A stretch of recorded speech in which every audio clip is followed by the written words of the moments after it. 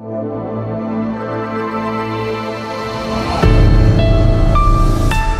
जनता क्या माने।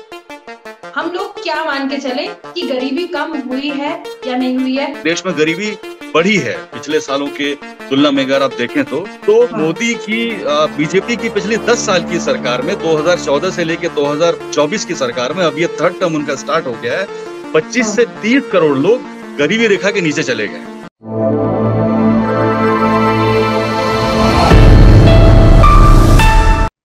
2030 का भारत ये खास कार्यक्रम है और इसमें हम लगातार बातें करते हैं उन लक्ष्यों की जिन पर लगातार भारत देश को काम करने की जरूरत है। क्या अभी हालात बने हुए हैं इन लक्ष्यों को लेकर, ये भी एक आम नागरिक को भी इस बात को जानने की जरूरत होती है। और इन्हीं कुछ लक्ष्यों पर हम लगातार बातें करते नजर आते हैं। अलग अलग मेहमान हमारे साथ जुड़ते हैं और आज के जो मेहमान हमारे साथ जुड़े हैं वो हैं शिल्पी मंजूर जी, जो कि इंचार्ज है eastern Uttar Pradesh minority department Indian National Congress से। सर, बहुत बहुत स्वागत करती हूँ आपका हमारे इस खास कार्यक्रम में, खास बातचीत करने के लिए। बहुत शुक्रिया स्नेहा आपका। पहले तो मैं बहुत शुक्रगुजार हूँ आपका, आपकी पूरी टीम का कि एक ऐसे इशू के ऊपर, एक ऐसी मुहिम, एक ऐसे विजन के ऊपर आप लगातार हर डोमेन के लोगों से, लीडर से, इंडस्ट्री एक्सपर्ट से आप बात कर रही हैं। और हमारे सपनों का भारत 2030 में कैसा हो, जो सस्टेनेबल डेवलपमेंट गोल्स सेट किए गए हैं यूएन के द्वारा, उसके उपलक्ष्य में आप बात कर रही हैं, बड़ी बात है। और मैं समझता जी, हूँ कि ऐसी बात जनता तक पहुंचाने के लिए, लोगों तक पहुंचाने के लिए, आपके प्रयास के लिए आप और आपकी पूरी टीम बधाई के पात्र हैं। बिल्कुल बिल्कुल। Thank you so much sir, thank you so much. और ये 2030 के जो लक्ष्य हैं और 2030 में भारत कैसे दिखेगा, इसको लेकर ही मेरा आपसे पहला सवाल है कि 2030 तक आप भारत देश को कहाँ देखते हैं in terms of poverty, hunger and education. कि स्नेहा 2030 में भारत को कहाँ देखते हैं, अगर आप मेरी इच्छा पूछें, जो मेरी हम्म, ख्वाहिश है, जहां मैं देखना चाहता हूं अपने मुल्क को, अपने देश को, तो वो तो बहुत अलग है। मैं हम्म। चाहता हूं कि देश का हर बच्चा स्कूल जा रहा हो, जी। अच्छी शिक्षा पा रहा हो, हम्म। शिक्षा प्राप्त युवा रोजगार पा रहे हों, जी। रोजगार प्राप्त लोग अपने जीवन यापन अच्छे प्रकार से कर रहे हों, उनको चीजें सस्ती दरों पे मिल रही हों, उनको अच्छा हेल्थ सिस्टम मिल रहा हो, उनको एक अच्छा इन्वायरमेंट इस मुल्क में रहने के लिए मिल रहा हो। लेकिन मेरे चाहने से केवल ऐसा नहीं होता है। बीइंग बिल्कुल। A politician and being involve into policy matters, आज के यस। हालात को देखते हुए मेरी जो परिकल्पना है 2030 में भारत की, क्या वो परिकल्पना 2030 के भारत की वो अचीव हो पाएगी? क्या आज की मौजूदा सरकार उसको हासिल कर पाएगी, वहां तक भारत को लेके जा पाएगी? ये एक हम्म। बड़ा सवाल है जो मैं समझता हूं कि हम सबको बैठ के, समझ के, बातचीत करके इसके ऊपर सवाल पूछना चाहिए सरकार से। बिल्कुल बिल्कुल, आपने सही कहा। हालांकि आपने खुद देखा होगा कि अगर हम किसी भी डिपार्टमेंट की बात करें, स्पेशली अगर हम देखें कि जो ब्रॉडकास्टिंग डिपार्टमेंट्स हैं जहां से लोगों को कन्वे किया जाता है मैसेज कि भारत देश को लक्ष्य मिले हुए हैं, अभी तक रीजनल जो लोग हैं यानी लोकल लोग की बात करूं मैं, जो ज्यादा एजुकेटेड नहीं है या फिर जो एजुकेटेड भी है, ज्यादा पॉलिटिक्स में इन्वॉल्व नहीं है, उनको ये भी नहीं पता है कि 2030 तक भारत को कुछ लक्ष्य मिले हुए हैं और उनको हासिल करने हैं। यानी कि कुल मिलाकर इंडिया में या भारत देश में ये देखें तो अगर हम अवेयरनेस की बात करें तो बिल्कुल भी अवेयरनेस नहीं है इन चीजों को लेकर कि भारत देश को कुछ लक्ष्य मिले हुए हैं, उनको भी हासिल करना है। चलिए, इसी के साथ मैं आगे बढ़ती हूँ और अगला सवाल मेरा ये है कि गरीबी की अगर हम बात करें तो देखिए, गरीबी के बारे में कहा तो ऐसा ही जाता है, रूलिंग पार्टी कह रही है कि गरीबी कम हुई है। और मेरा हर इंटरव्यू में ये सवाल रहता है कि कहा तो जा रहा है गरीबी कम हुई है और मुझे वहां से रिवर्ट यही मिलता है कि गरीबी कम हुई है तो राशन क्यों बांटा जा रहा है, राशन इतने लोगों को क्यों बांटा जा रहा है। अब मेरा यहाँ पे ये सवाल है कि गरीबी कम हुई है, कह रहे हैं रूलिंग पार्टी कह रही है गरीबी कम हुई है। ऑपोजिशन से हमें ये सुनने को मिलता है कि गरीबी अगर कम हुई है तो राशन क्यों बांटा जा रहा है। लेकिन मेरा सवाल ये है कि जनता क्या माने, हम लोग क्या मान के चले कि गरीबी कम हुई है या नहीं हुई है, या फिर ये ऑपोजिशन पार्टी और रूलिंग पार्टी आपस में ही गेम खेल लेते हैं, और क्या जनता जो है वो यहाँ पर बेवकूफ बनती नजर आती है। नहीं, इसने आपने बिल्कुल ठीक कहा। पहले तो मैं आपकी बात को सेकंड करता हूँ कि सूचना और प्रसारण मंत्रालय को जिस तरह से इस 2030 के लक्ष्य के जो भारत को दिया गया है, जी, सस्टेनेबल डेवलपमेंट गोल्स को, एसडीजी को लेकर के वो लोगों तक पहुंचाने की जरूरत है, उसमें वो अपर्याप्त नजर आते हैं। और मैं जी। समझता हूँ कि वो सूचना पहुंचाने से ज्यादा जरूरी इस बात की विवेचना करना है कि सरकार ने 2030 के जो लक्ष्यों की प्राप्ति के लिए क्या तैयारियां की हैं, और अभी तक हम केवल 5-6 साल और रह गए हैं 2030 में पहुंचने में, प्रवेश करने में। उस गोल के बिल्कुल। कितना करीब हम लोग पहुंचे हैं, ये समझने की बात है, और उसके ऊपर चर्चा होनी चाहिए, वृहद चर्चा होनी चाहिए। दूसरी बात ये आप कह रही थी अभी कि ये जो आरोप प्रत्यारोप का खेल पक्ष और विपक्ष के बीच में चल रहा है, गरीबी के ऊपर सरकार हम्म। ये दावे करती है कि आज के इस भारत में गरीबी कम की गई है। और हम्म। अपोजिशन, हमारी पार्टी या दूसरी अपोजिशन पार्टियां या जितनी भी सिविल सोसाइटीज हैं जो जी।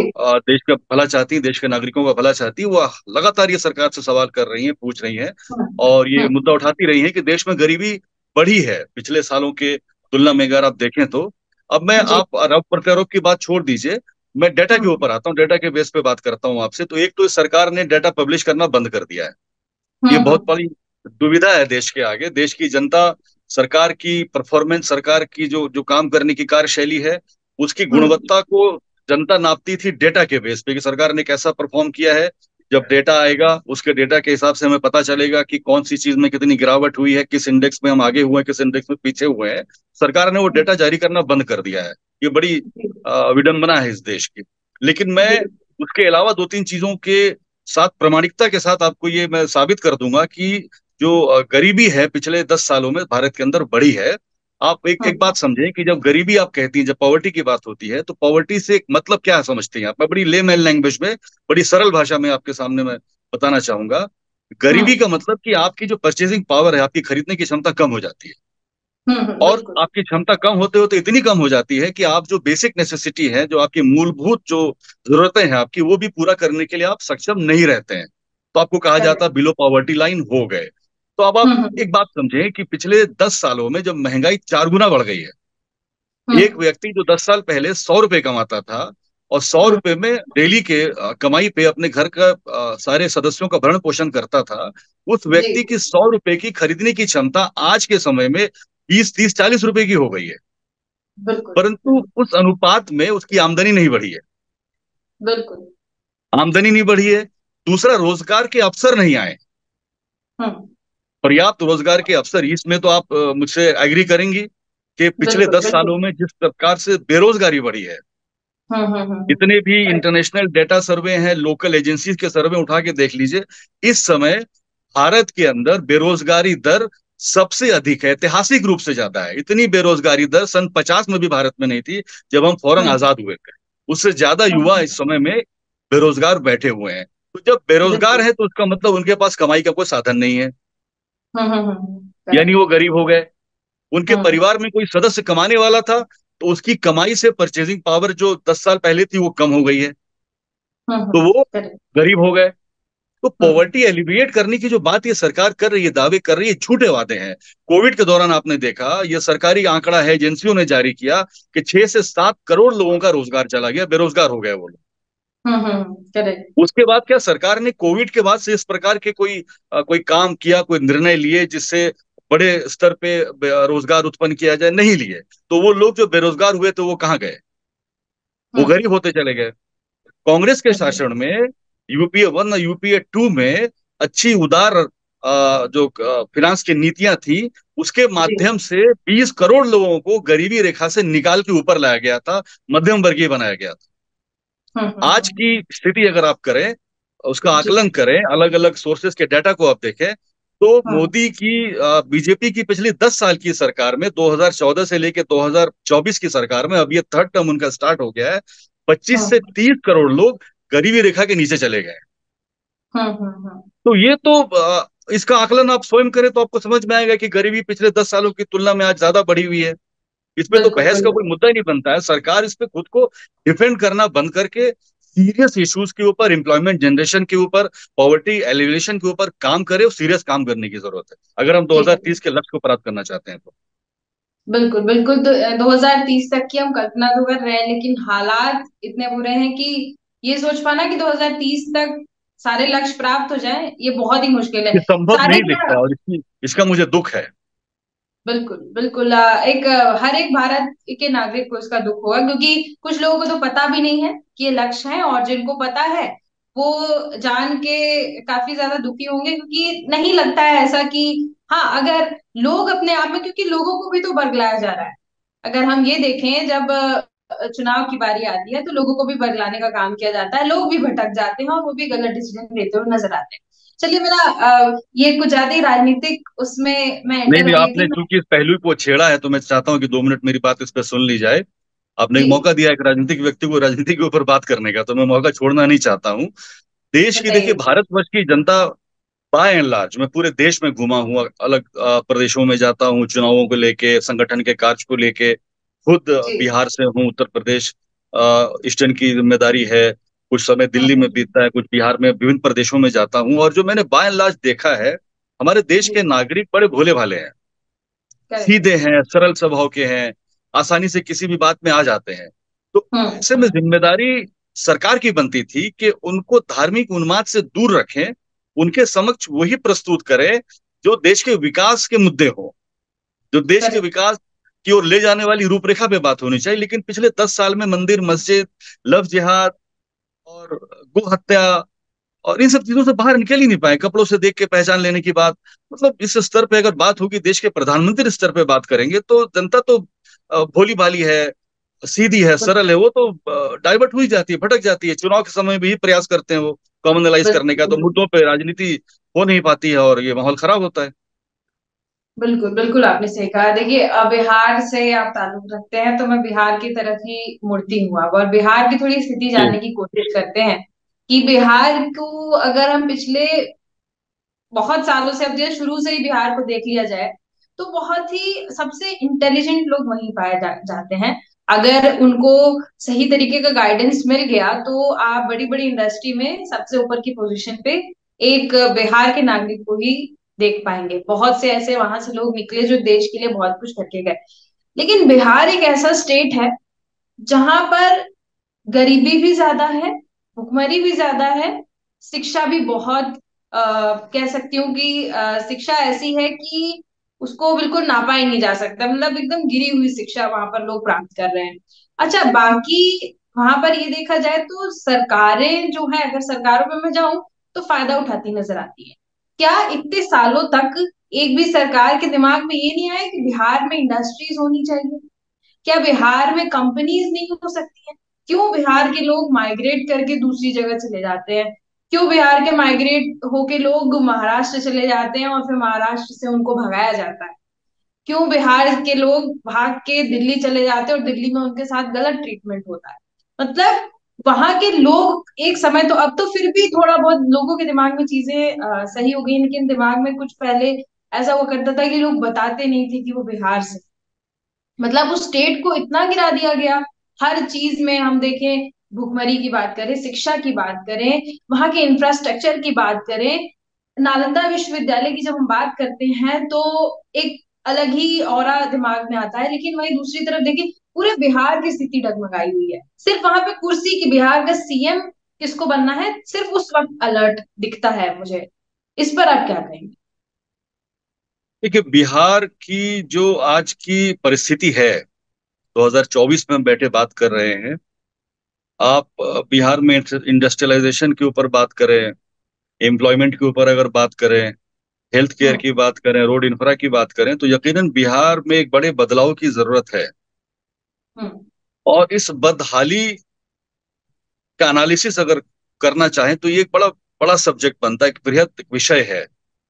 बिल्कुल। और एक बिहारी होने के नाते मुझे इस बात की पीड़ा है कि बिहार के जो निवासी हैं वो बड़े मेधावी होते हैं। आप देखेंगे कि बिहार के बहुत सारे लोग आपको प्रशासनिक सेवाओं में, आपको पूरे देश भर में मिलेंगे।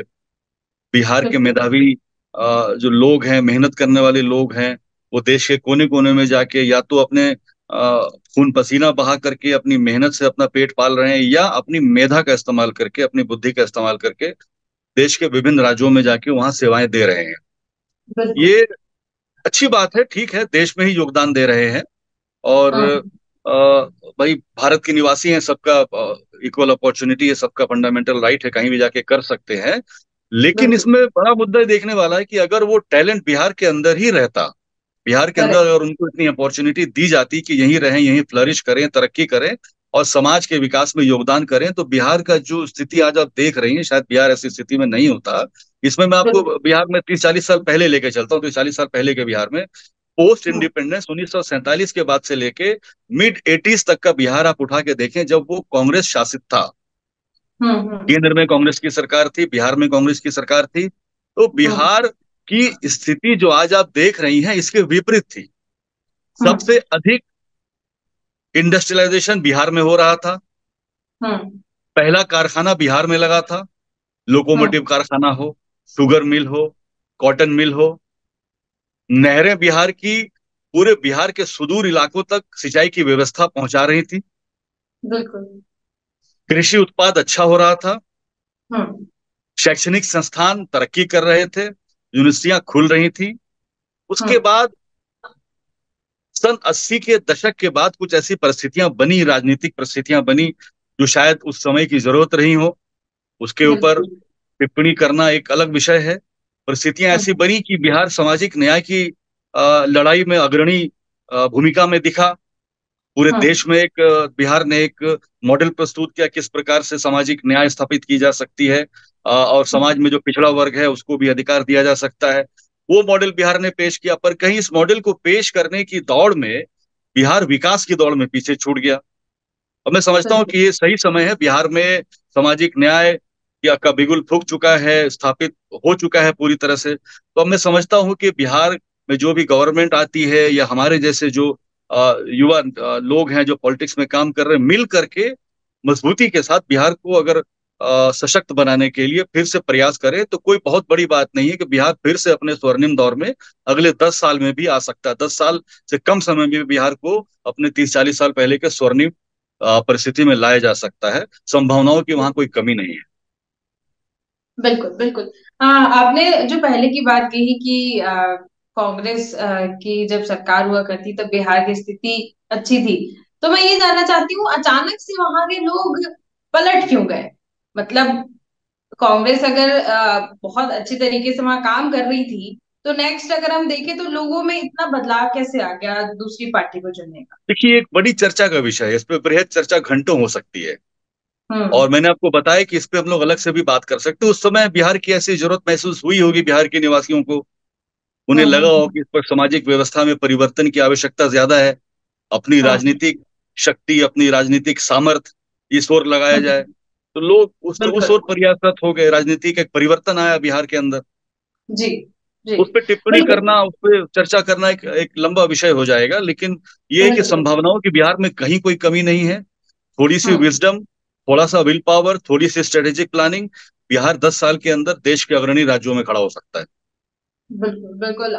एक सवाल मेरा बार बार आ रहा है दिमाग में कि यहाँ पर जब हम पॉलिटिकल पार्टीज की बात करते हैं तो पार्टी ये नहीं कर रही है, वो नहीं कर रही है, अलग अलग ऑपोजिशन को देखें या रूलिंग पार्टी को देखें, उनकी बात आती है। लेकिन भारत देश के एक आम नागरिक की क्या भूमिका बनती है इन लक्ष्यों को लेकर, कि एक एक नागरिक कैसा कंट्रीब्यूशन कर सकता है, कि हो सकता है उनके इतने अलर्टनेस से सरकारें जाग जाएं और ये लक्ष्य जो है वो सही टाइम पर अचीव हो पाए।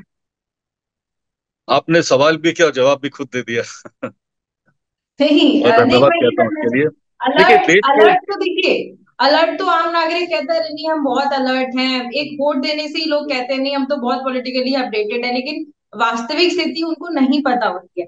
खुद उनको इतना एजुकेशन दिया जाए कि वो समझ पाए कि एग्जैक्टली क्या हो रहा है और हमको आगे क्या करना है। और सरकार से हम एक आजकल तो सोशल मीडिया के जमाने में एक आम नागरिक सरकार से आसानी से सवाल पूछ सकता है।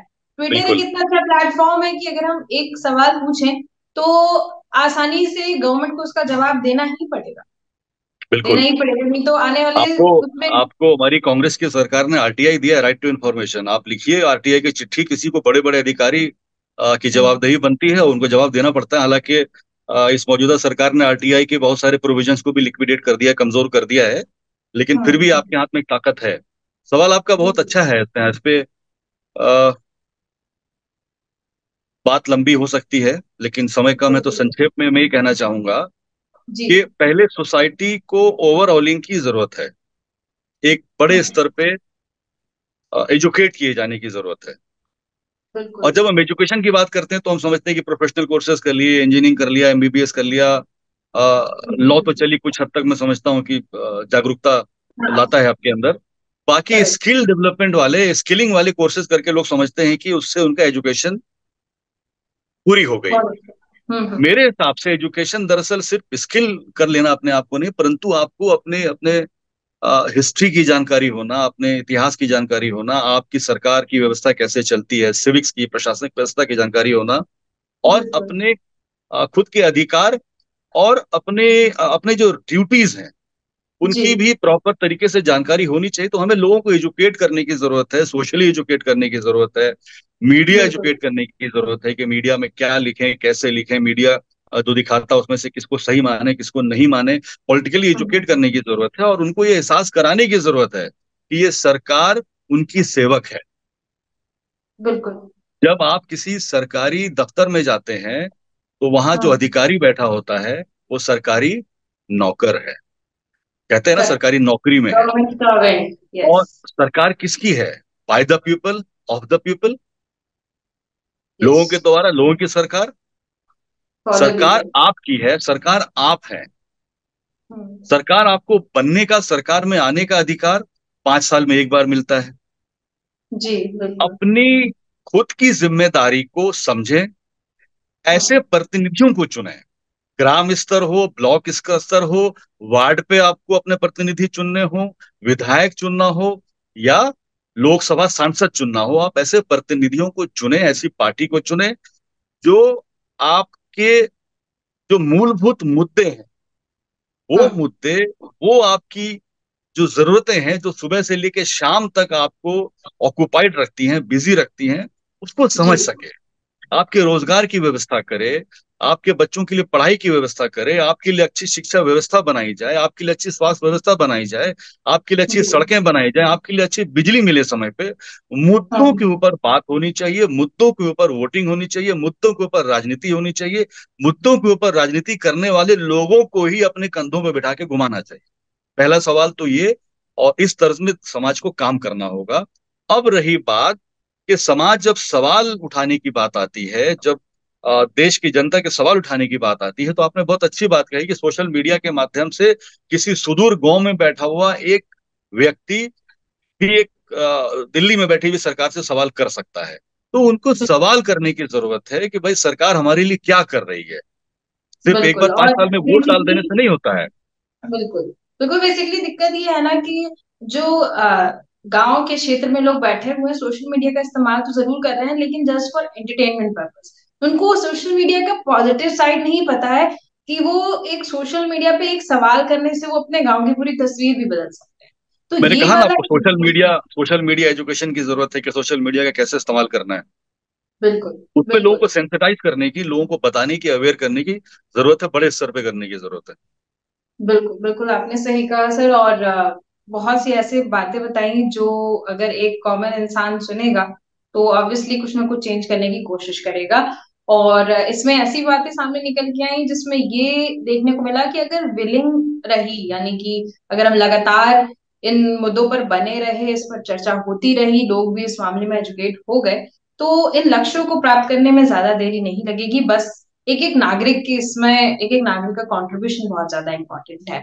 तो बिल्कुल। बहुत बहुत धन्यवाद सर। इसमें आपकी बात में बस ऐड करके कंक्लूड करने से पहले आपसे इजाजत चाहूंगा, 1 मिनट। हमारे जी हाँ। पास अगर आप संसाधन की बात करें तो हमारे हम्म। पास दुनिया का सबसे बड़ा मानव संसाधन है। हम्म। हम जिसे हम्म। अपनी लाइबिलिटी बना रहे हैं, अपनी जनसंख्या को, चाइना ने जी। उसी जनसंख्या को एसेट बनाया था। बिल्कुल। जिस दिन हमने अपनी जनसंख्या को एसेट में बदलने का निर्णय कर लिया, हमारे हम्म। पास दुनिया का सबसे बड़ा मानव संसाधन है। हमारे हम्म। पास बहुत बड़ा कल्टीवेबल लैंड बैंक है, बिल्कुल। और पॉसिबली कल्टीवेबल लैंड बैंक है जिसको अभी तक कल्टीवेट नहीं किया गया है। जी। हमारे पास देश में कई प्रमुख नदियां हैं। हमारे हम्म। पास दुनिया में जिस प्रकार की भी खनिज संपदा की आपको आवश्यकता, कोयले से के यूरेनियम तक, वो हमारे हम्म। देश में है। हम इतने हम्म। साधन संपन्न हैं प्राकृतिक रूप से, मानव संसाधन में, कि थोड़ा विल पावर, थोड़ी मेहनत और बिल्कुल अकाउंटेबिलिटी अगर क्रिएट कर दी जाए पॉलिटिकल पार्टीज की, जनता खड़ी होकर सवाल पूछने लगे, तो हालात बदलने में 10 साल से ज्यादा समय नहीं लगेगा। बिल्कुल। बिल्कुल आपने सही कहा। और इसी विलिंग की जरूरत है हर एक नागरिक में। अगर ऐसी विलिंग आ गई तो ऑफ कोर्स जो लक्ष्य है वो बहुत ही स्मूथली प्राप्त हो जाएंगे। तो बहुत बहुत धन्यवाद सर, आपका कीमती समय देने के लिए, समय निकालने के लिए, और इस खास चर्चा में हमारे साथ जुड़ने के लिए बहुत बहुत धन्यवाद। आपका बहुत धन्यवाद स्नेहा, और आपकी पूरी टीम का, कि आपने इस तरह की चर्चा का आयोजन किया।